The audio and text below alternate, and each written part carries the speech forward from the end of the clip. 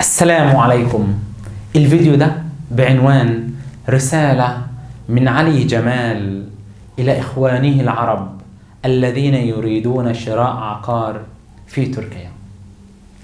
يا جماعة، الرسالة ديت بعد ما قعدت مع شريك التركي في اجتماع أكتر من 2 ساعتين توصلنا للكلام المهم اللي أنا عايز أقوله لكم دلوقتي. أقول لكم استراتيجيتنا في تركيا بالنسبة للشغل في العقارات.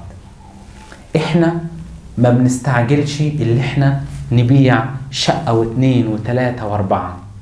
لا، إحنا ممكن تكفينا نبيع شقة في الشهر، في الشهرين، في ال3.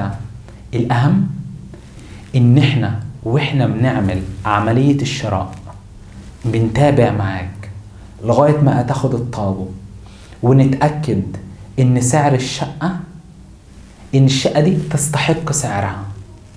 نتأكد إن المكان ده يصلح لعائلة، لأنك أنت برا تركيا وإحنا جوه تركيا وعارفين المكان الكويس والمكان اللي مش كويس. فهي مسؤولية كبيرة. والله الحمد لله امبارح كنت قاعد مع نفسي، لقيت نفسي ابتسمت وقلت ما شاء الله يا علي، ربنا يديمها عليك نعمة انك بتنام وضميرك مرتاح، انك وانت بتنام ومش ظالم حد.